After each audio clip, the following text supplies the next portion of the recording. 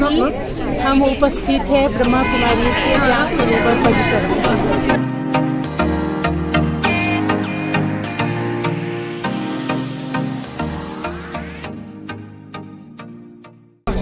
ब्रह्मा कुमारी ईश्वरीय विश्वविद्यालय का एक विशेष स्थल, एक विशेष परिसर ज्ञान सरोवर।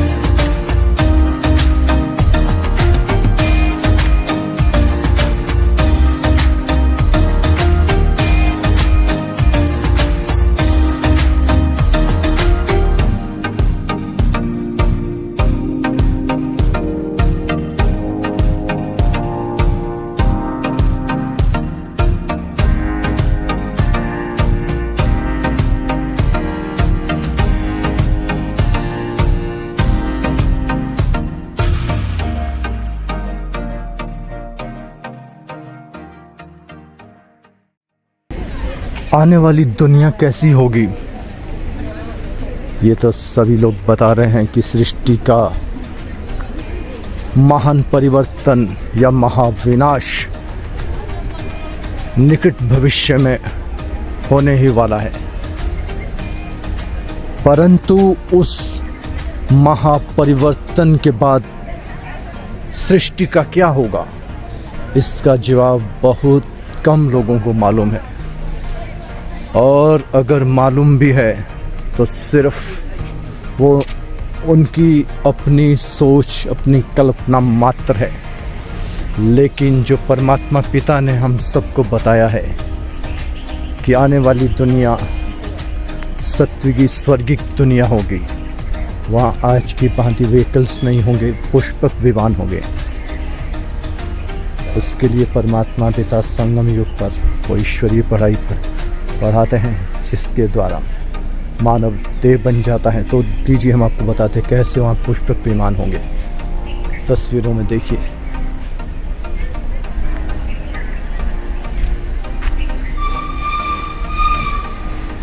आप देख पा रहे होंगे इस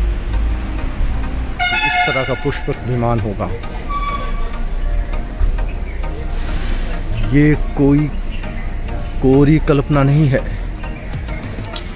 ये नॉलेज, ये तथ्य ज्ञान के सागर परमात्मा द्वारा बताए गए हैं, जहाँ पे किसी तरह की वैर विरोध नहीं होगा। शेर और बकरी एक ही घाट पे पानी पिएंगे।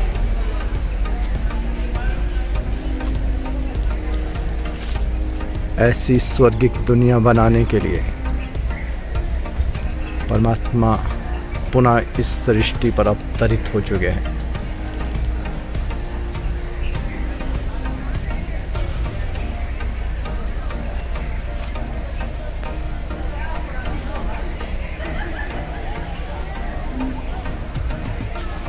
इस सृष्टि के महापरिवर्तन के शीघ्र पश्चात ही इस दुनिया में सत्य की स्थापना हो जाएगी। हम आपको बता दें कि वर्तमान समय कलयुग का अंतिम समय है। कलयुग के अंत में हम सभी आत्माएं पहुंच चुकी है। संगम युग पर भगवान राजयोग की जो सहज शिक्षा देते हैं, जिसके द्वारा मनुष्य पुनः देव पद को प्राप्त करता है, ऐसी ही शिक्षा धारण करके आप भी गरिष्ठ व्यवहार में रहते हुए कमल पुष्प समान बन सकते हैं, जैसे कि अनेक भाई बहनें यहाँ पे बन रहे हैं। इसे आप कोरी कल्पना ना समझे, ये परमात्मा पिता द्वारा सुलझाया गया, बताया गया वो अद्भुत रहस्य है, जिसे बहुत थोड़े से लोग ही जानते हैं।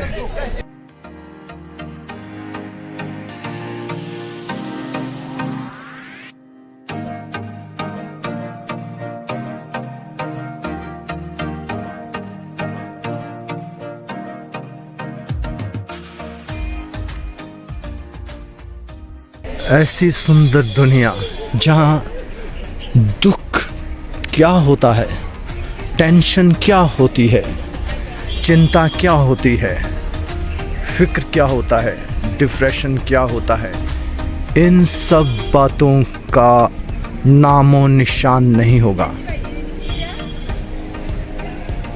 केवल होगा तो चारों तरफ प्रॉस्पेरिटी, अनंत काल की खुशी, सभी सदा खुश होंगे। इसीलिए ही तो उस दुनिया को पैराडाइज, हेवन, बहिश्त, जन्नत आदि नामों से याद किया जाता है। वह स्वर्गिक दुनिया अब कुछ कदमों की दूरी पर है।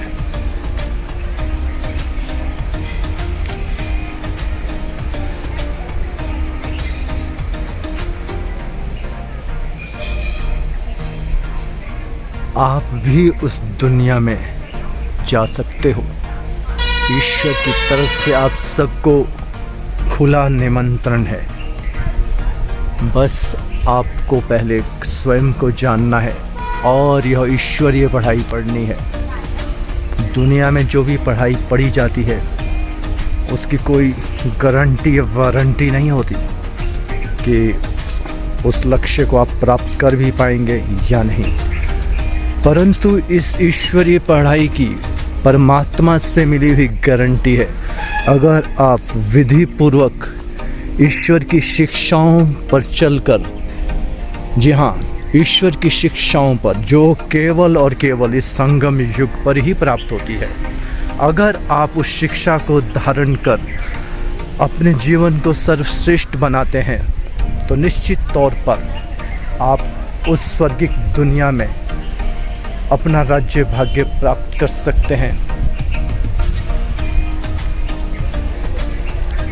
और आने वाली दुनिया जहाँ पे पूरे विश्व में एक धर्म, एक राज्य, एक भाषा और सभी में एक ही सत्ता होगी, जहाँ पे राज सत्ता, विज्ञान सत्ता, धर्म सत्ता एक हो जाएगी और सभी लोग खुशहाल होंगे, संपन्न होंगे।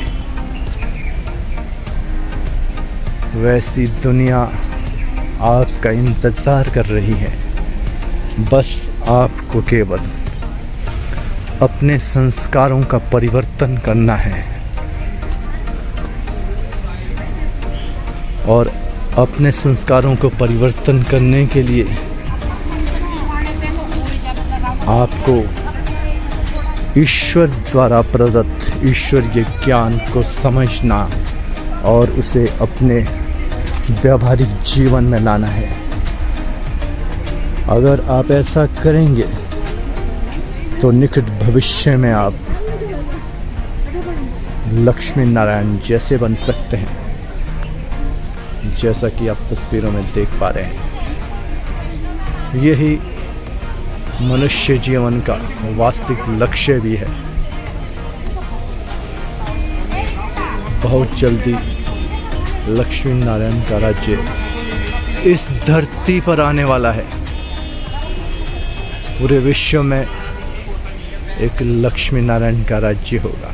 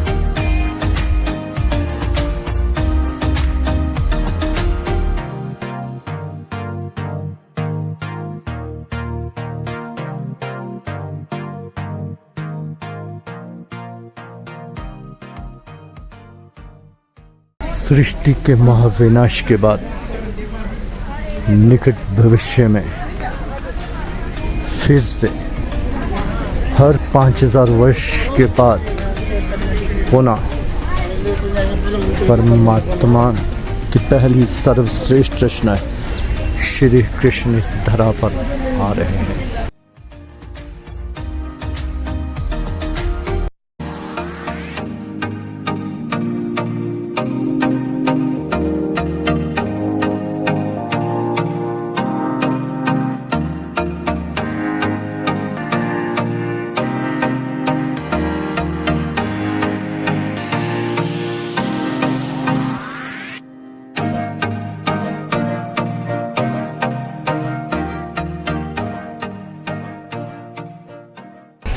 First prince of the golden age.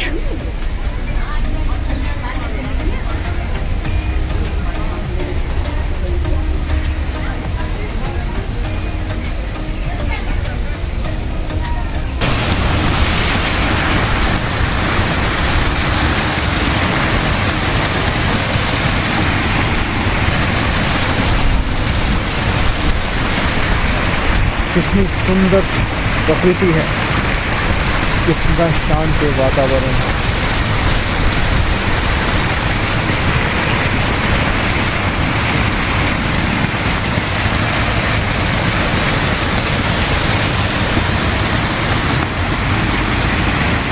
Bible में लिखा है कि भगवान ने मनुष्य को अपने जैसा बनाया। God created man in his own image. जैसा भगवान खुद है, वो खुदा जैसा है, वैसा ही उसने मनुष्यों को भी बनाया। लेकिन वक्त के साथ साथ जो डिक्लाइन होता गया, आसमाएं पतित होती गई, ये सृष्टि भी अपने अंतिम चरण में पहुंच गई। कलयुग अपने अंतिम पड़ाव पर है। वो दिन दूर नहीं जब इसी दुनिया में स्वर्ग आएगा, गोल्डन एज आएगी। ये पूरी दुनिया बहिशत जन्नत, पैराडाइज, हेवन बन जाएगी। यह सत्य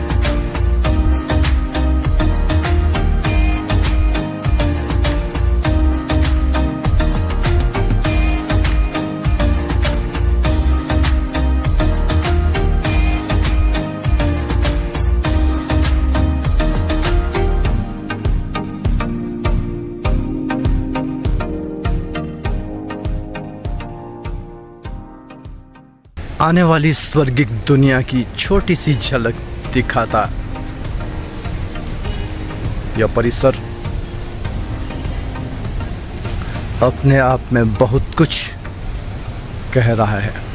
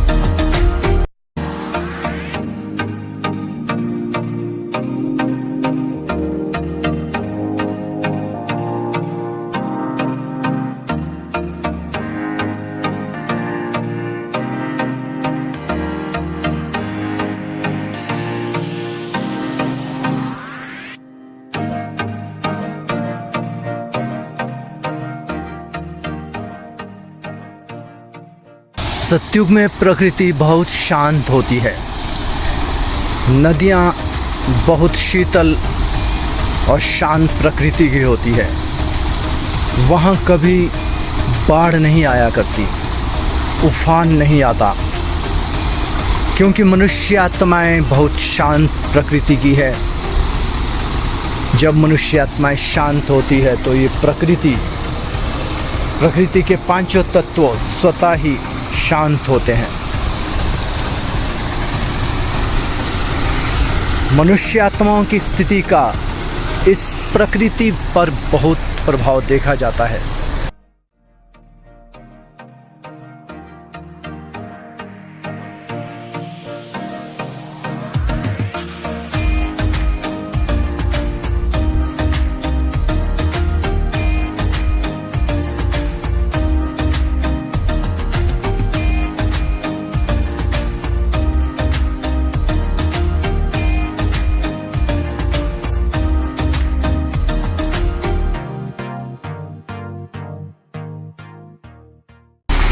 हम आपको बता दें, इस वक्त हम ब्रह्मा कुमारी के ज्ञान सरोवर परिसर में है।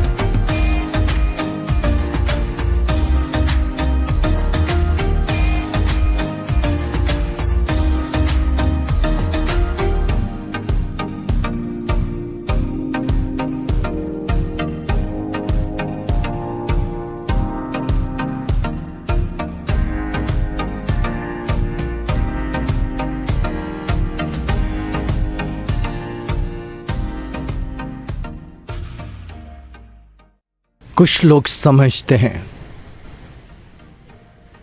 कि जो ब्रह्मा कुमारी संस्था वाले या ब्रह्मा कुमारियाँ बताती है कि नई दुनिया स्वर्ग आने वाला है, उनका ऐसा मानना है, वो ये समझते हैं कि ये उनकी कोई कल्पना है। हम आपको इस वीडियो के माध्यम से बता दें, ये कोई कल्पना नहीं है। ये एक ऐसा अद्भुत राज, ऐसा अद्भुत सत्य है जो गॉड इज ट्रुथ, भगवान जिसे सत्य कहा जाता है, उसके द्वारा समझाया गया राज है। इसे कदाचित कल्पना मानने की कोशिश ना करें। और लोगों की बातें झूठ हो सकती है, किसी साधु संत महात्मा आदि से भी भूले हो सकती है, कोई वैज्ञानिक या बड़े से बड़ा फिलॉसफर भी गलत हो सकता है। चांसेस है कि ह्यूमन बीइंग है, एरर के चांसेस रहते हैं, लेकिन जो परमात्मा है, जिसे गॉड इज ट्रुथ कहा जाता है, जो परफेक्ट है, वो कभी गलत नहीं हो सकता। और एक बात जो आपको अवश्य ध्यान रखनी है कि भगवान द्वारा बताए गए राज को या भगवान द्वारा प्रदत्त ज्ञान को दुनिया वालों के द्वारा दिए गए ज्ञान से कंपेयर ना करें, क्योंकि अगर ईश्वर पिता ने वही चीज़ें बतानी है जो हमारे शास्त्रों के भीतर है या गुरुओं ने बताया है या माननीय साधु संतों ने, महर्षियों ने बताया है, या फिर वैज्ञानिकों ने बताया है? अगर भगवान ने आकर वही बातें बतानी होती तो उसे आने की क्या आवश्यकता थी? वो ज्ञान, वो राज तो ऑलरेडी दुनिया के अंदर है। तो निश्चित तौर पे भगवान वो चीज़ें बताएंगे जो किसी को भी मालूम नहीं है। नेचुरली जब भगवान नई चीज़ें बताता है तो हम मंद बुद्धि होने के कारण उस नॉलेज को उस नॉलेज से तुलना करते हैं जो मनुष्य द्वारा दिया गया है। हम किसी नॉलेज को गलत नहीं कह रहे हैं, सभी नॉलेज अपने अपने स्थान पे सही है, लेकिन संपूर्ण सच्चाई तो केवल ईश्वर ही बता सकता है। फैसला आपको करना है, डिसीजन आपको लेना है, क्या सत्य है। आप खुद अंदाज़ा लगाइए, क्या मनुष्य द्वारा बताया गया ज्ञान सत्य हो सकता है, या ज्ञान के सागर परमात्मा पिता द्वारा समझाया गया राज या रहस्य सत्य हो सकता है? अंदाज़ा आप स्वयं लगाइए, अपनी बुद्धि से डिसीजन कीजिए, फैसला आपके हाथ में है। तो आप कमेंट के माध्यम से बताएं कि इस परिसर के इस छोटे से स्थान का जो दृश्य हमने आपको दिखाने की कोशिश की, उसे देखकर आपको कैसा महसूस हुआ। बहुत बहुत धन्यवाद। ओम शांति।